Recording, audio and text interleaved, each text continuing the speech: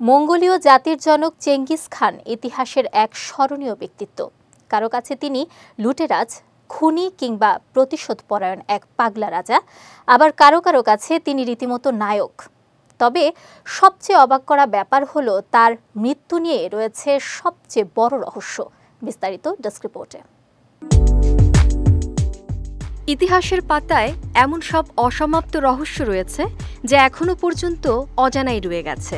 আর তেমনই একজন ছিলেন ইতিহাসের অন্যতম বিখ্যাত সেনাধ্যক্ষ ও সেনাপতি চেঙ্গিস খান। তিনি মঙ্গল গোষ্ঠীগুলোকে একত্রিত করে মঙ্গল সাম্রাজ্য গড়ে তোলেন।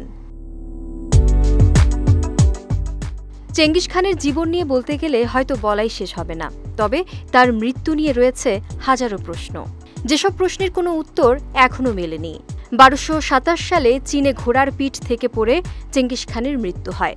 মৃত্যুর পর তার দেহ চীন থেকে মঙ্গোলিয়াতে আনা হয়, কিন্তু এরপর তাকে কোথায় সমাহিত করা হয় কোনো হদিশই মেলেনি।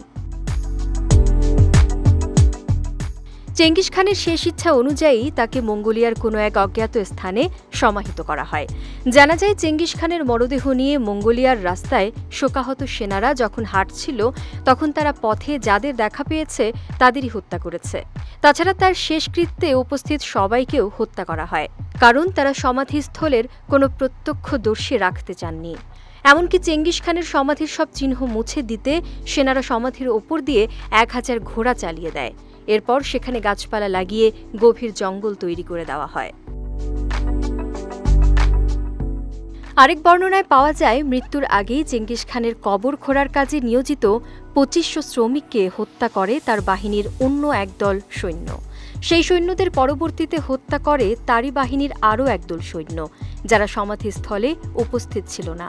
অতএব নিশ্চিহ্ন হয়ে গেল মহান এক ইতিহাস।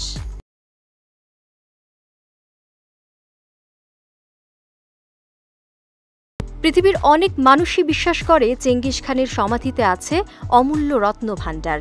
ইতিহাসবিদদের কেউ কেউ বলছেন, চেঙ্গিস খানের সমাধি নাকি সমগ্র পৃথিবীর অর্ধেক ধন সম্পদে ঠাসা এক রত্ন ভাণ্ডার। বিজয়ী 78 জন রাজার মুকুটই সেখানে রাখা আছে বলে ধারণা করা হয়।